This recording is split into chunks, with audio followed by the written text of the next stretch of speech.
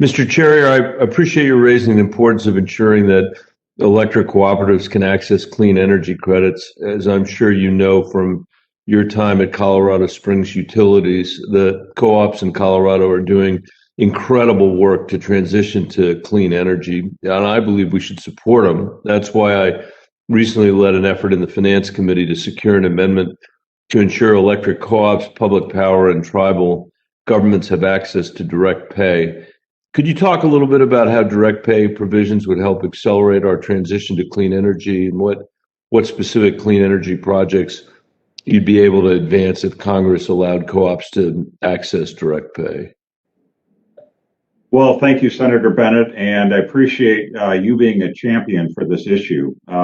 The direct pay credits will actually accelerate the projects that are probably already in planning for many of the utilities. It will reduce our costs by us being able to access those directly rather than using a tax-paying entity that is also taking profits and providing it to investors. We reinvest that money into the system. So it's really critical, and you have some phenomenal utilities out there, Tri-State and other ones that have invested tremendously, and I think you will see a great acceleration because they will have more funds directly available to them to continue to do that, and we'll see these renewable projects actually accelerating as a result. Thank you. And I wanted to ask you another question. You mentioned in your testimony the importance of affordable high-speed broadband. As you know, in Colorado, electric co-ops like the Delta Montrose Electric Association are doing incredibly impressive work to provide fast and affordable broadband, competitive with the rest of the world, to some of the most rural parts of our state. And I drew heavily on their example to write the Bridge Act, a bipartisan broadband bill I introduced last week with Senator King and Senator Portman. Our bill would help to deploy future-proof networks that meet much higher standards for speed, latency, and reliability than what the federal government has typically accepted in the massive subsidies that we've historically given to large telecom carriers instead of investing in communities like Delta Montrose and ones like you represent. Could you expand on the mention of broadband in your testimony? What would fast gigabit speed broadband mean for our ability to transition to renewable energy in a 21st century grid?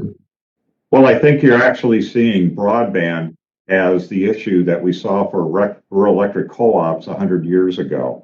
It is absolutely critical for the lifeblood and economic development of all our rural areas and being able to keep them up with the rest of the communities. They are behind on everything from healthcare, education, and everything else that they lack because of not having access to rural broadband. And we've seen efforts over the last year where people have struggled with educating at home and other things as a result of that.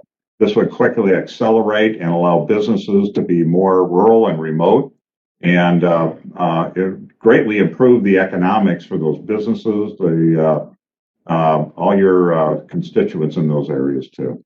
Thank you, Thank you for that testimony. Mr. Mancuso, I want to thank you for mentioning the importance of workforce development. That's another thing that we really need to focus on in rural America. I often think we're failing to prepare our kids to compete in the modern economy. And fortunately, that's not the case with wind energy in Colorado. Much like Iowa, we have a rapidly growing wind energy sector on the Eastern Plains. Last summer, I had the opportunity to see it in action at Northeastern Junior College in Sterling, Colorado. Over a decade ago, the college had the foresight to create a wind energy technology program to train students for 21st century clean energy jobs. And today they're being hired into high-paying jobs even before they finish training.